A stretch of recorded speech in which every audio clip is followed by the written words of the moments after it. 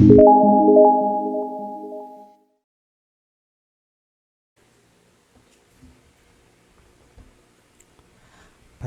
sa tanan ug sa tanang kabuhatan. So, we will be discussing about information and communication technology or ICT. Hey, so what is this lesson all about? So, mainly our lesson is about computer.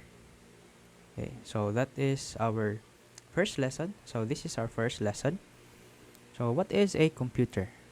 So, computers are such an integral part of our society. So, that is sometimes difficult to imagine life without them. However, computers as we know them are relatively new devices. Today, pocket calculators have many times more memory capacity and processing power than computers from the 50s and 60s. Computers are found in practically every household today. So, everywhere you look, people have access to a personal computer one way or another. As computer becomes more advanced, the demand for better computers increases. So what are we going or what are the learnings for this lesson? So at the end of this lesson, you'll be able to understand the concept of computer technology. You can identify where the computers are or our computer technology originated, recognizing the development of ICT in our society, and applying the use of ICT in order to keep abreast with current trends. So, in short, a just to summarize all of it, you'll be able to apply the use of ICT in our daily lives. Okay, we have the first topic here. So, life without technology. So, can you imagine yourself life without technology? Yes or no?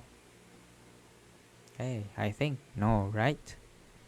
So, have you ever wondered how it would be like to live without these technologies? So, try imagining life without technology, such as alarm clocks, refrigerators, computers, laptops, telephones, cell phones, and so on. So I think it would be very different from what we are accustomed today. So the truth is, all of us rely on technology. So it is like a great deal to get through the day, whether at work, at home, or at school. So most of us depend greatly on technology. So we will be watching a video what our life would be without technology. What would life be without technology? Due to the advent of technology, the everyday life of people has undergone a drastic change. Life, in the present times, has become so much more comfortable, easy, dynamic, and fast. However, at the same time, life has also become a lot more lethargic, antisocial and preposterous like the computers that we have in our houses.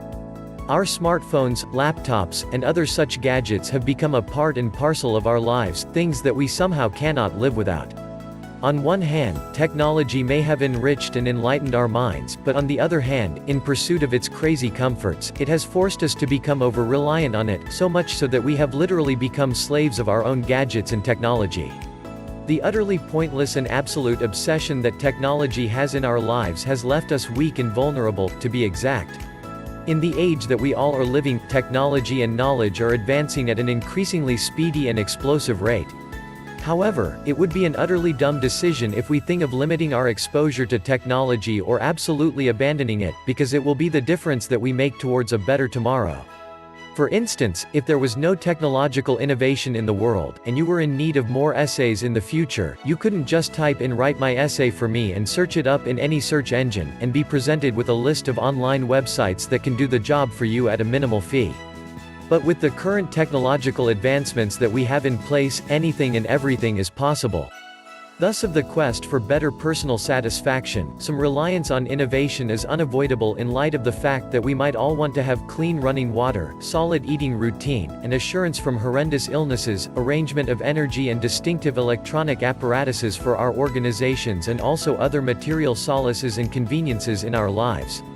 Innovation, particularly notwithstanding quickly expanding populace, helps us in using the Earth's assets all the more productively.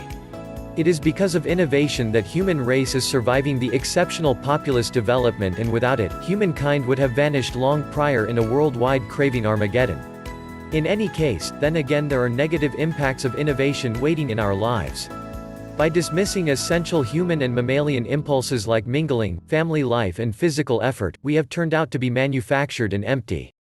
Despite the fact that we are receiving rewards, we are losing the little of the valuable mankind left in our lives due to overliberality.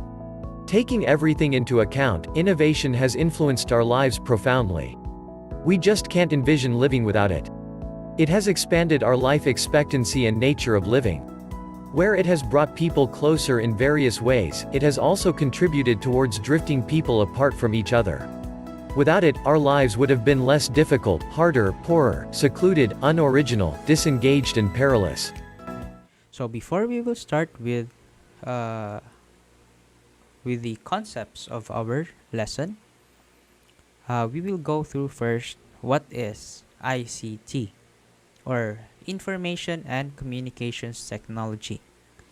So ICT is the application of computers and telecommunications, such as internet, smartphones, wireless signals, and etc. to store, study, retrieve, transmit, and use data. So ICT includes tools used for handling information and facilitating communication, such as computers, network hardware, communication lines, and other necessary softwares. So we will start discussing about the brief history of computer technology. So as what I have asked in our last meeting, about the very first computer in the world. So today, this lesson, you will know what is the first computer in this world. So the first one here is we have the abacus. So this is what an abacus looks like. This is the first mechanical calculating device. So it was used to perform addition, subtraction, and subtraction. So it only adds up numbers and deduct. So it was developed by the Egyptians in the 10th century, but the final shape in the 12th century was developed by the Chinese. Okay, so that is the very first computing device. Next one is the Napier bones. So it was discovered by John Napier of Scotland. So Napier bones used bone rods for the device's counting purpose, where numbers were printed into the rods. So it was used for multiplying, dividing, and taking square roots and cube roots. The third one is the Pascal's calculator. It was developed by Blaise Pascal, a French scientist, invented an adding machine called Pascal's calculator. So it made use of gears to represent the position of digits. So this is what a Pascal calculator looks like. And we have the Leibniz calculator. So it was discovered by Gottfried, a German mathematician, modified the Pascal's calculator. So it could perform various calculations based on multiplications and division. And the last one, we have the analytical engine.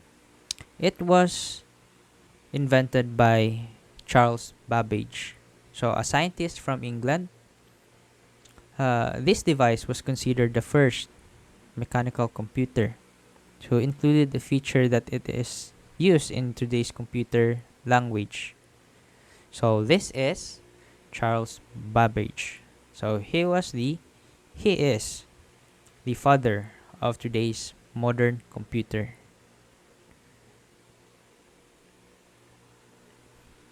Okay, next one, we will have the 5 generations of computers.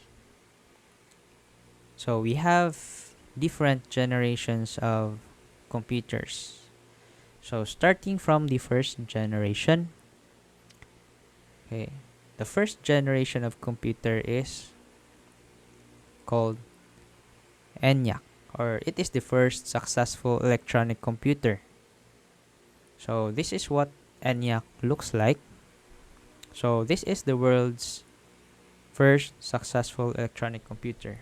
It was developed by scientists John Eckert and John William. The ENIAC was a very huge computer. It took up the space of a whole room, and it was only able to store limited or small amounts of information in it. So the first generation computers like ENIAC, they are using like vacuum tubes. So as the computer component, vacuum tubes provide inefficient and very hard to work with. Okay. It required a very large cooling system in order for the computer to work properly.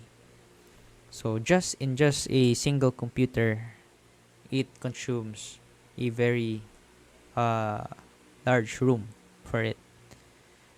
We also have the next one is the second generation. Second generation computers are using transistors. So this is what a transistor looks like.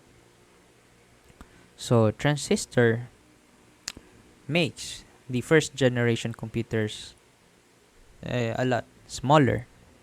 So it paved the way for the second generation computers to become smaller than the first generation. And the third generation would be the integrated circuit. It was invented in 1964. In defining characteristics of third generation computers, this is what a the integrated circuit looks like. Okay, the development of integrated circuits gave birth to a new field of microelectronics. So as you can see here, the computers are getting smaller and smaller. Now, let's proceed to the fourth generation, which is the microprocessor. So it is a single chip. So it is as the same as the integrated circuit. It is used for arithmetical and logical function to be performed in any program. So with the use of microprocessors, the fourth generation computers became very fast and efficient. So it is like an upgrade of the third generation. And the last one, which is the fifth generation, we have the artificial intelligence. What is artificial intelligence? So usually the familiar term of artificial intelligence is AI. So the ability of a machine to exhibit intelligence by means of learning on its own. So usually in the movies, AI is seen as like an automatic robot. Example, Iron Man, Jarvis of Iron Man is an AI, right? So the science and engineering of making intelligent machines by imitating human characteristics and behavior. So we have a lot of examples of this one, like the current robots, like imitating the human expressions and act like a real human. So with the use of microprocessors in the fourth generation computers, computer became really fast and efficient. Some applications for the fifth generation computers includes robot. So more into like robotics and the fifth generation. Okay, so that would be all for our lesson 1.